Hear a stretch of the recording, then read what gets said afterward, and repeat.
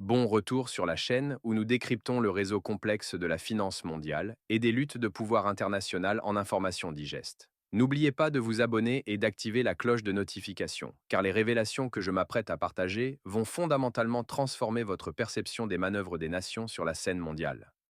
Lorsque Maduro a été extrait de son palais présidentiel, Washington a peut-être célébré une victoire tactique, mais pour les Vénézuéliens ordinaires, cela représentait quelque chose de bien plus profond. L'aube de la libération après 3 décennies piégées dans les ténèbres. Les citoyens qui ont enduré près de 20 ans sous un régime autoritaire décrivent ce moment comme la possibilité de respirer enfin après avoir failli suffoquer.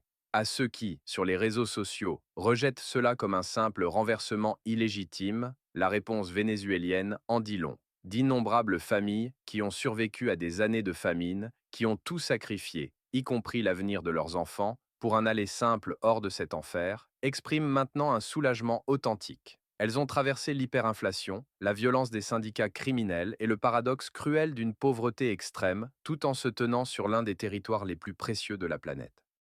Mais sous ces expressions de libération et d'espoir, une autre tempête prenait de l'ampleur. Je sais parfaitement que ce sujet va susciter la polémique et franchement, peu m'importe que l'algorithme de YouTube décide de le censurer. Mon engagement, c'est la vérité. Point final. Ce genre de contenu sensible a tendance à être enterré par les mécanismes des plateformes, à moins que vous ne forciez collectivement sa visibilité en cliquant immédiatement sur le bouton J'aime.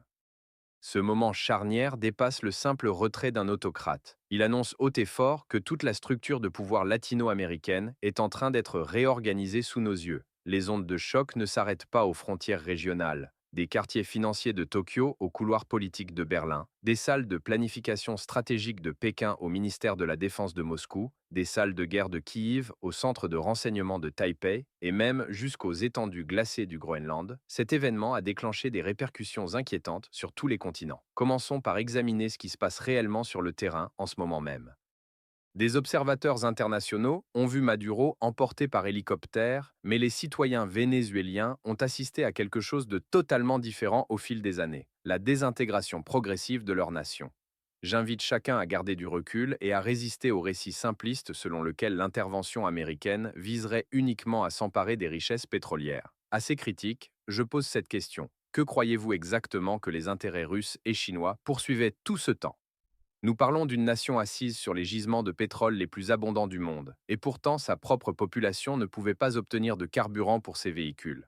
Vous souvenez-vous de ces images de billets sans valeur éparpillés sur les trottoirs comme des ordures, emportés par le vent? Ces scènes capturaient plus qu'une dévastation économique. Elles documentaient la destruction systématique de la valeur et de la dignité humaine. Les témoignages de terrain suggèrent que les célébrations découlent de quelque chose d'encore plus fondamental que la fin de la faim, le rétablissement de la sécurité de base. Sous la gouvernance de Maduro, le contrôle des rues avait effectivement été cédé à des organisations criminelles brutales comme le Tren de Aragua. Ces réseaux du crime organisé, coordonnés depuis les prisons, ont semé la terreur non seulement au Venezuela, mais sur un vaste territoire s'étendant des villes chiliennes au quartier new-yorkais.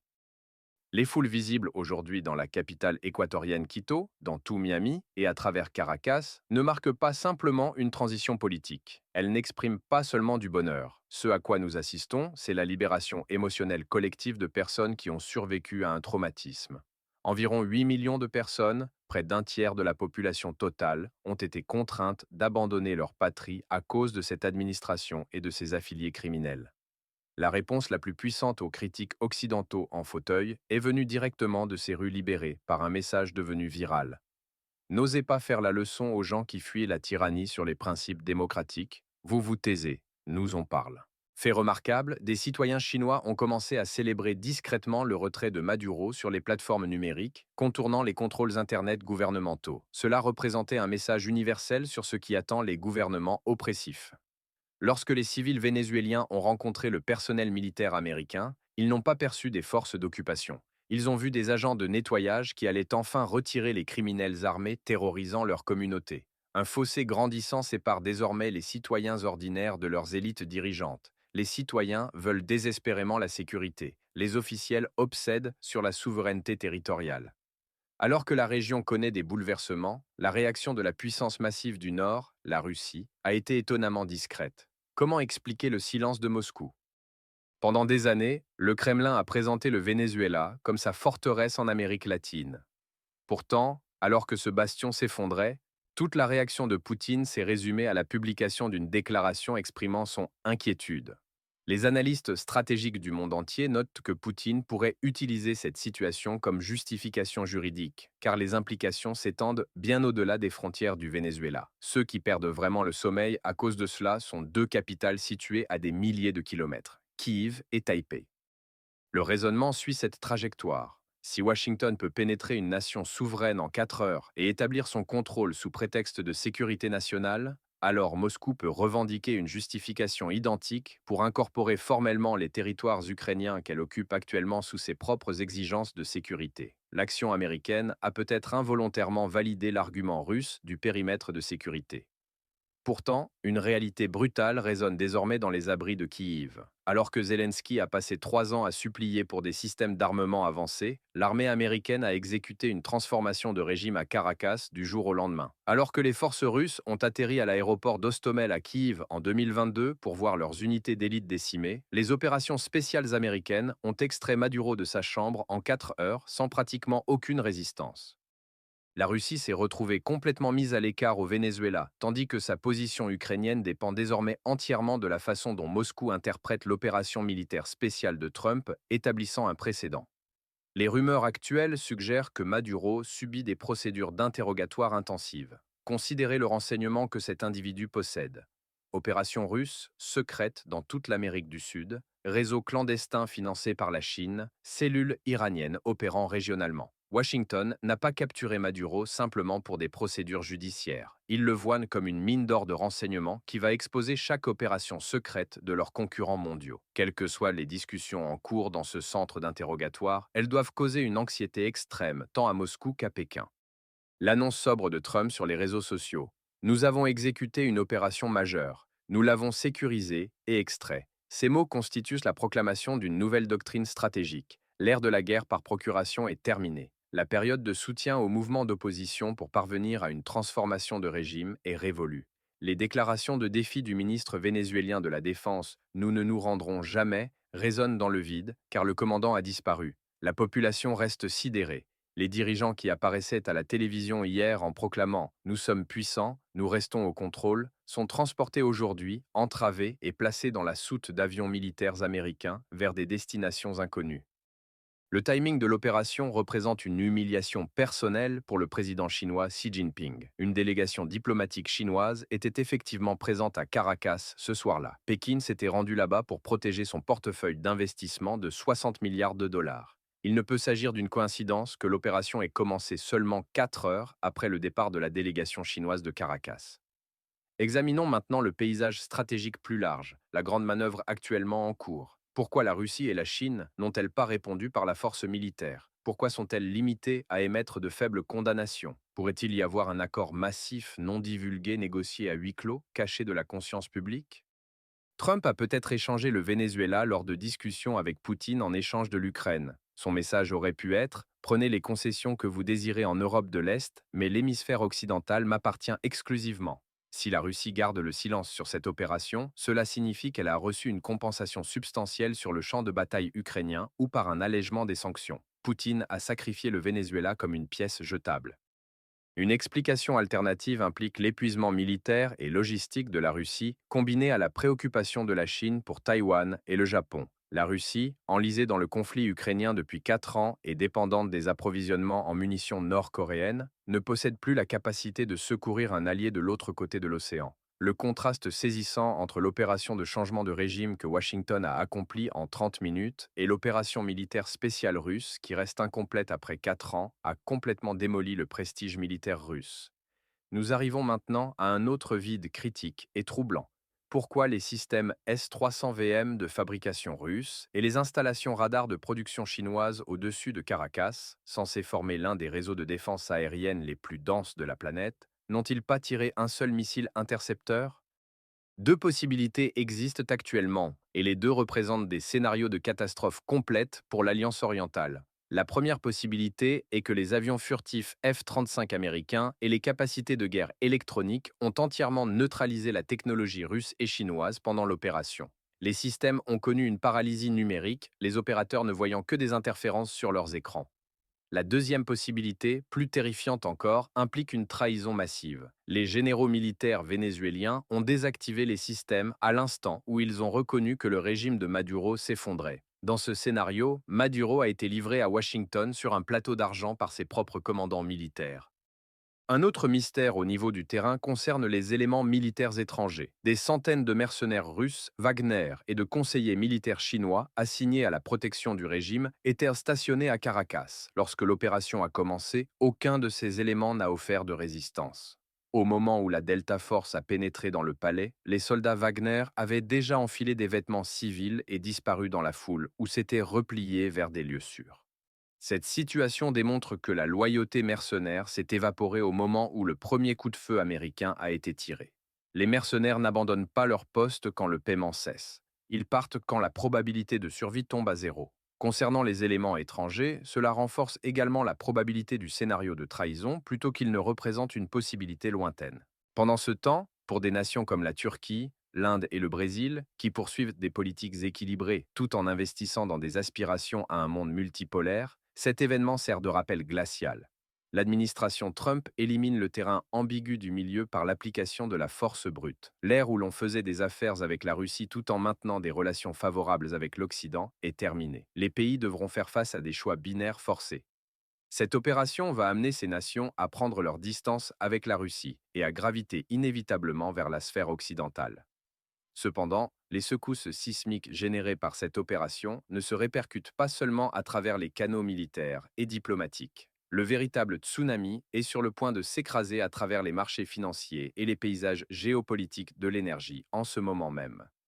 Le Venezuela possède les plus grandes réserves de pétrole confirmées au monde. Ce potentiel énergétique énorme, se détériorant depuis des années sous les sanctions américaines et la gestion inadéquate de la Russie, est passé sous le contrôle de Washington du jour au lendemain.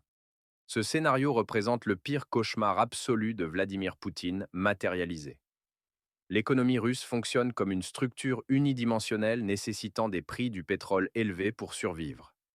Washington, rouvrant les installations de production vénézuéliennes et saturant les marchés mondiaux avec des millions de barils de brut bon marché, va faire chuter les prix du pétrole à des niveaux planchers.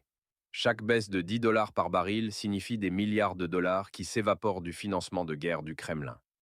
Moscou utilisait le levier énergétique pour financer sa guerre en Ukraine. Mais maintenant, l'administration Trump contrôle l'atout vénézuélien. Lorsque cette carte sera jouée, même le pétrole russe à prix réduit vendu à l'Inde et à la Chine perdra son avantage compétitif. L'Arabie saoudite et l'OPEP+, seront contraints de reconsidérer leur quota de production en réponse au nouveau mouvement stratégique de Washington. Le retrait de Maduro est une manœuvre d'étouffement stratégique qui accélère l'implosion économique sur le front intérieur russe et élimine la bouée de sauvetage logistique du Kremlin. Alors que Poutine perd son partenaire caribéen, il perd simultanément la stabilité économique de Moscou. Cependant, l'épicentre de ce tremblement de terre géopolitique n'est pas uniquement Moscou. La véritable dévastation se produit au sein de la stratégie maîtresse à long terme de Pékin. Soyons explicites. Le Venezuela n'était pas simplement un marché où la Chine achetait du pétrole. Il servait de base centrale pour le plan chinois d'encercler l'Amérique par le sud, l'opération d'infiltration dans l'arrière-cour. Xi Jinping a discrètement étendu son influence dans les Caraïbes pendant des années, cartographiant des routes alternatives autour du canal de Panama et tentant de transformer la région en une sphère contrôlée par la Chine. Cependant, dans la soirée du 3 janvier, au moment où les forces spéciales américaines ont franchi le palais de Miraflores, l'investissement de 60 milliards de dollars de la Chine et une décennie d'efforts en Amérique latine se sont évaporés. Les dominos tombent rapidement en ce moment. Le projet massif de canal nicaraguayen de la Chine, conçu pour contourner le canal de Panama et étrangler le commerce américain, est maintenant effectivement terminé.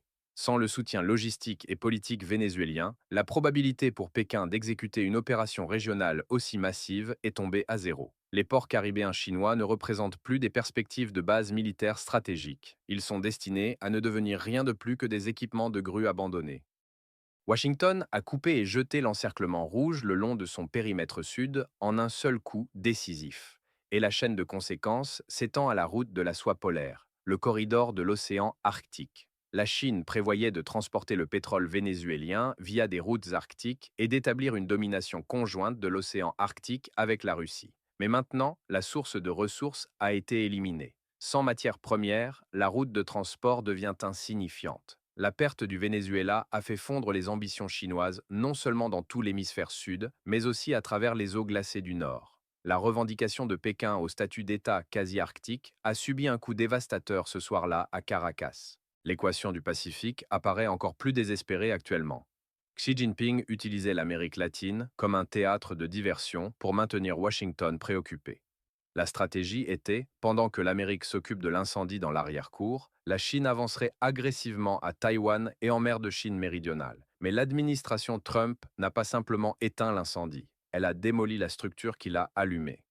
Si les forces militaires américaines peuvent accomplir cela dans une nation protégée comme le Venezuela, que pourraient-elles réaliser dans le détroit de Taïwan? Cette opération pourrait reporter les plans d'invasion de Taïwan par Xi Jinping d'au moins une décennie. La capacité logistique américaine, l'architecture de renseignement et la capacité de frappe instantanée ont prouvé qu'elle n'est pas un tigre de papier, mais toujours le seul prédateur suprême du monde.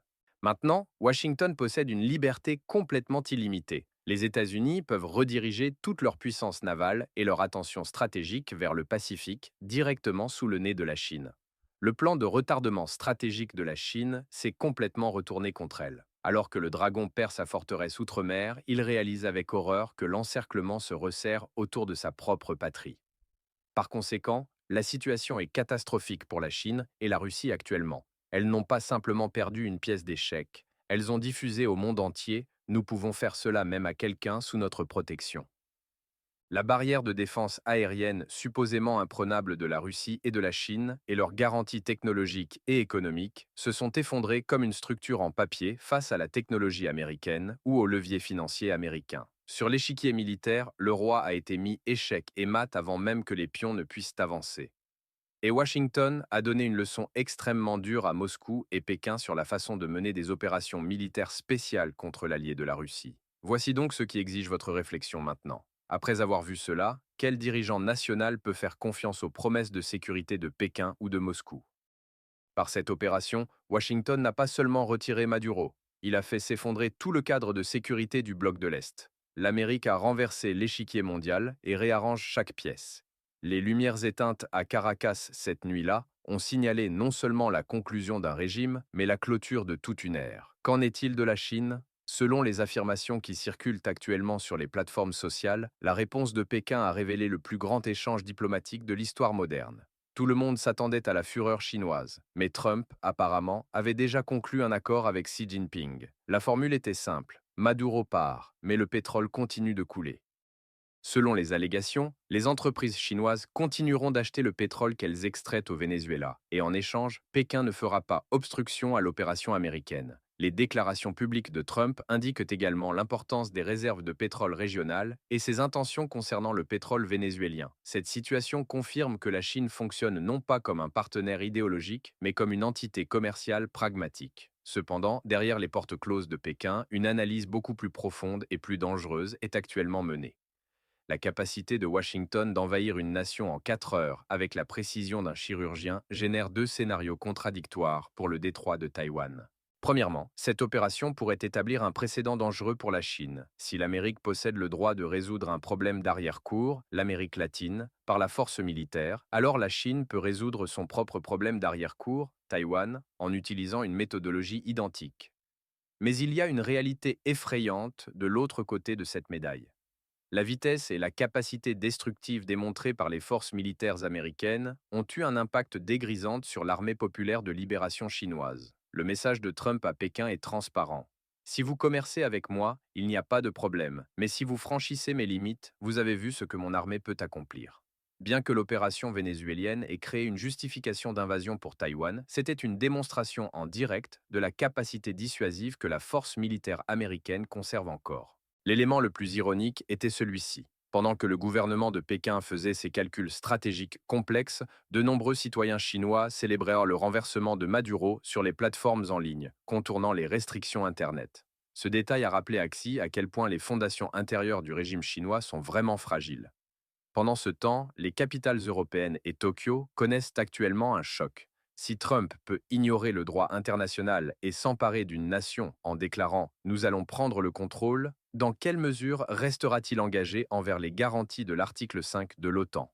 L'Amérique ne fonctionne plus comme la police mondiale, mais plutôt comme un propriétaire gérant ses propres intérêts. L'Europe craint d'être abandonnée aux décisions arbitraires américaines face à la Russie.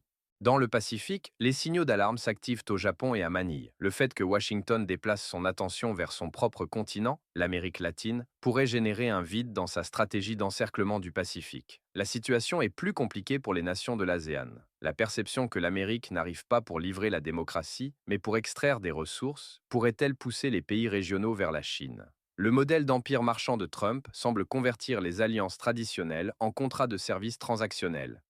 Le Venezuela a servi de laboratoire et l'expérience a réussi. Maintenant, la question terrifiante qui occupe l'esprit de tous c'est: qui est le prochain? L'histoire s'est répétée. Il y a 35 ans, un autre 3 janvier, Washington a retiré le dictateur panaméen Noriega en utilisant une méthodologie identique. Aujourd'hui, ils l'ont répliqué. Ce n'est pas une coïncidence, c'est un message délibéré. Particulièrement, l'influence croissante de la Chine sur le canal de Panama et les questions de frais de transit sont actuellement sur le radar de Washington. Les signaux de Trump, selon lesquels nous pouvons récupérer le canal, ne sont plus perçus comme des menaces creuses. Et plus au nord, le Groenland, cette île énorme que l'Amérique a autrefois tenté d'acheter, mais qui a été refusée. En ce qui concerne la sécurité nationale et les ressources stratégiques, nous avons vu le 3 janvier à quel point les concepts de souveraineté peuvent devenir adaptables pour Washington. En résumé, le peuple vénézuélien devrait célébrer ce soir. Le dictateur est parti et des décennies de faim, d'oppression et de souffrance se sont terminées. Ces larmes sont authentiques. Mais le monde ne peut ignorer cette réalité. Maduro est parti, mais la démocratie ne l'a pas remplacé. Au lieu de cela, c'est l'administration de Washington qui est arrivée. L'Amérique a mis à jour la doctrine Monroe avec des réglementations de l'ère nucléaire. La souveraineté n'existe plus, seule la sécurité des ressources compte. Les alliances n'existent plus, seuls les coûts de transaction comptent. Et voici la question qui devrait hanter chaque stratège actuellement. Le nouveau chapitre qui s'ouvre aujourd'hui au Venezuela est-il une déclaration de libération pour l'Amérique latine ou le titre de propriété de l'empire énergétique américain? Est-ce un précédent pour Taipei et Kiev, ou l'avenir du Panama et du Groenland? Le temps révélera les réponses, mais une certitude existe. Ce soir, le pétrole était moins cher que l'eau et la souveraineté était moins chère que le pétrole. Et cela a annoncé qu'une ère s'était terminée dans ce monde et qu'une nouvelle ère d'équilibre bien plus complexe commençait. Si vous avez trouvé cette analyse précieuse, abonnez-vous à la chaîne, activez la cloche de notification et partagez ce contenu, car comprendre la convergence de la finance, du pouvoir et de la stratégie compte plus aujourd'hui que jamais. Déposez vos points de vue dans les commentaires immédiatement. Que croyez-vous qu'il va se passer ensuite?